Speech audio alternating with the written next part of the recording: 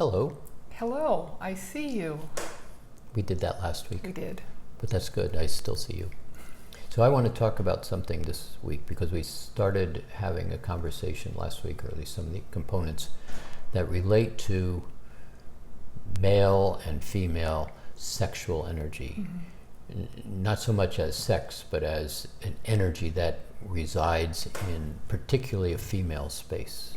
And the implications of that are really huge. We haven't talked about this for a long time. You did a class that was extremely funny, interesting, helpful for many people, and we just haven't followed up on that conversation. But if you're in your teens, 20s, 30s, attention sexually is always in the air. But what may not have been remembered is when, for a woman particularly, when it's like, I don't like them looking at me, or I don't like this feeling, was it ever cleaned out? Right. And it's now just sitting on the shelf at 50, 60, 70 years old, that may be having some implications in health or in psychology or in awareness, emotions that aren't being addressed because I'm not sexual at that level anymore. Well, it's beyond just sexual energy being thrown at a woman. It's any kind of judgment. It's your hair is too curly, you're fat, you're out of shape, you're whatever the opinion is even if it's just a thought passing on the street, that energy goes into the body. Yeah. And a lot of times that energy goes into the ovaries. Yeah. And you're right, we're not trained to clean it out. We don't even talk about that dynamic of a man passing you on a street and looking at your breasts, or having a judgment, or having oh, you're hot, or any kind of opinion. Yeah. And it's never been okay. Yeah. But the culture has kind of accepted it or settled for it, and it just now, the last few years, it is clearly not okay, and women and men are saying enough. Yeah, no, it's a consciousness issue to a great extent, because early in the 50s, 60s, 70s, 80s, whenever, I guess, what male-female was different than, particularly playing in Mastering Alchemy, where male-female is now beginning to be conscious differently. But it was an unconscious thought. It's just a glance and it's go, oh, that's really nice. The part that's important to understand is that male's thought it followed right into the breast or into whatever it is, hips, and it resides, and so it still resides. I mean, think about it.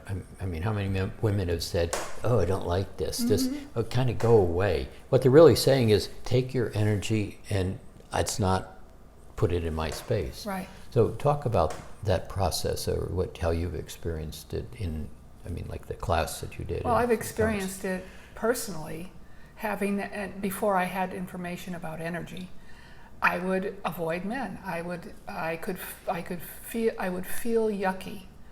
Oh, passing on the street, whistling, being whistled at, Yeah, sure. or the man turning around and watching you walk away with an opinion in his head about, oh, nice ass or fat ass or whatever the opinion is. Yeah. And it sticks right there. And I would walk away feeling yucky about it, not really knowing what was going on, not knowing about energy. Yeah.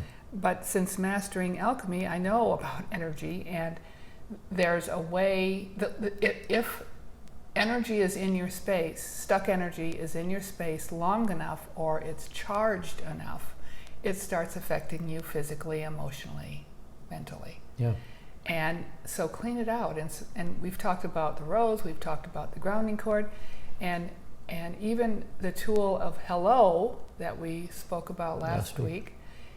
So valuable. And so one of the things I do in this class, among many things, is I have them say hello to their ovaries, and have them put their hands on their ovaries in a little triangle, and then be in that quiet meditative space, and just really from a center of the head, higher mind, grounded place, say hello to one. And you can feel the hello come back. Mm-hmm. Say hello to the other, and then begin draining out. And you do this all in your imagination, and it's not just in your imagination. Start draining out the energy that doesn't belong there. Sure, grounding That's it not off. yours. Ground it off. Yeah. And you ground it off, and it drains into the uterus, and then it goes down. There's another grounding cord, and it goes down into the earth to be released. And when I first learned about this and started playing with this tool, I was giving a woman this was in the old days when we used to do readings, a long time ago. I'm giving her a reading, and I'm telling her, okay, do this. And she's sitting across from me, and she's doing this. And one of her problems was that she hadn't had her period for numbers of months. She's sitting there, and we're doing this exercise, and she says, I have to go to the bathroom. She gets up in the middle of the session, and she said, I just started my period. Yeah.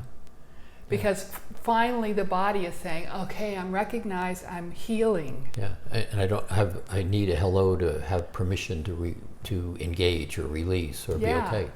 Yeah, and any body part, especially for women, the breasts, the hips, the butt, probably any body part is holding that energy. Yeah. Yeah. Now, let's be clear, we're not beating up men here. This is not about men. This is about an unconscious patterning that had been just accepted. And to a great extent, like so much of this work, it's all coming out. It's been that way for centuries, and now it's beginning to be released. And so what you've watched in terms of women taking their power and beginning to demand equality, etc., to a great extent, that's a consciousness that is beginning to be recognized, but it still has to override all of this congestion in the body that's been accumulated. You're lesser, you're not okay, your role is, you're only a teacher or a secretary, that's all your value. All of that is accumulated in the body, and so these tools begin to allow you to recognize, particularly through that hello, I see you, you can be released. Yeah. You're okay. Come back to balance. And so really a big deal, particularly now that we're talking about it here, that this aspect of allowed accumulation without paying attention to it. Well, I'm not 18 anymore, so sex doesn't have anything to do with me. No, that's not correct. So, just that class that Roxanne has done. It's on the computer. It's in our. It's on the website. It's on the website. It's available. It's really, really helpful for women. We've heard over. Plus, it's very funny how it's all presented with amusement. With amusement. That's a show unto itself. That is very worth watching. Yeah, very funny. But it's real important for all of us. And I imagine there's a similar thing happening for men, that even if you don't know where it is or where it came from or who threw it at you, make it be a daily ritual of cleaning this out. I do this every day, where the other tools I use is that undifferentiated light.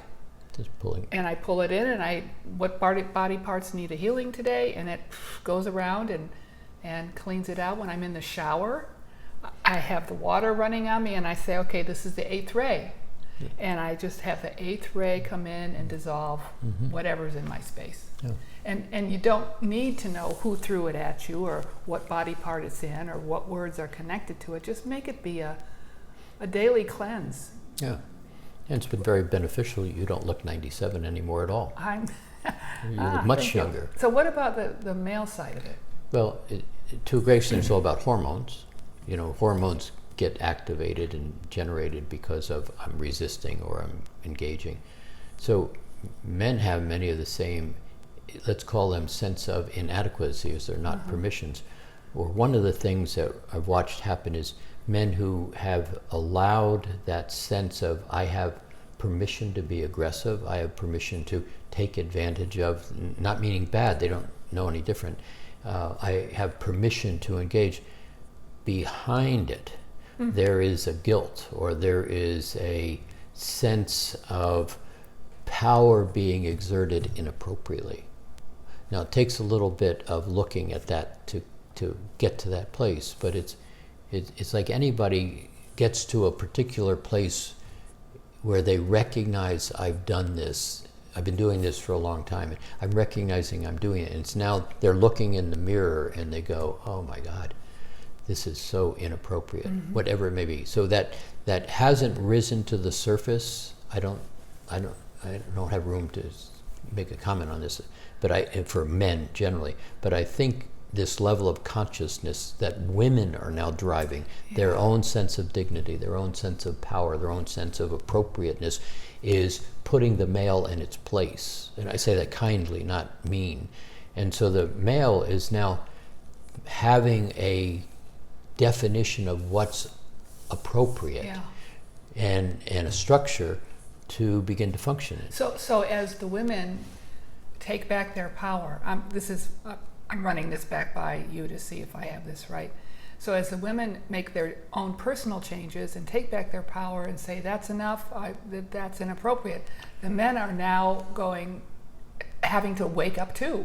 Yes, oh, absolutely. They're being shown, oh my gosh, I did this thing 20 years ago and that was really not okay. Yeah. And that insight allows them to be more aware of how they behave every day. See, when you don't have a set of boundaries and you're the dominant player, so men are supposed to be, historically, men are the ruler and women are the lesser, and there's no boundaries as what does ruler mean, then men get inappropriate. Let's call it male behavior, not so much men here, but that male behavior doesn't have a sense of definition. And so there's no line. It crosses what would be a line often maybe, and then gets comfortable with being over there because nobody said you can't do that. Right. And now they're being told you can't do that. well, now they're being told, no, don't go there. Or, I don't give you permission. Yeah. I'm standing up, I'm drawing a line. Very valuable for men, and particularly young boys that are now 2 years old, 3 years old. Yeah. They're going to grow up, hopefully, in a space where that non-structured permission to just run rampant is contained, whether it's in violence or it's sexualness or in just simply how they engage in hello between any one another. relationship. Yeah. So I'm very optimistic what the next 20 years, 30 years looks like in this context. But where this has happened, one of the real key pieces I say, as you begin to say hello and those memories come up, Yes. be nice to yourself. They're leaving. A really key piece. Right. They're leaving. You're saying hello to them so that they can be let go, rather than going, I'm so angry at this person, and then you go back into the emotion of the anger and the resentment and the hate, and who's got the rock in their backpack, versus in this case, it's leaving. Right. And you're going to be real pleased with yourself if you can just let it go without arguing with it. Yes. Let it go. And I just as you're running that out, I'm having a memory of when I was teaching this live. There was a lot of crying in the room. Oh, a massive amount, you said. A lot of releasing and memories and situations that they'd forgotten forever, Yeah. that had been held in the ovaries or the breasts or wherever, coming up to the surface. Yeah. And releasing. Yeah. And part of that is letting the emotions release it as well. It was really cathartic. It was really great. Yeah, yeah. So something to pay attention to. If this is something that triggers you and you want a little more assistance in it, go look at that piece of work that Roxanne did that's on the website. It just was incredibly valuable to people in their movement. So hello. Maybe we'll get to what that second most word is. important Yeah, maybe word. someday. Maybe we can just keep them guessing. Oh, oops.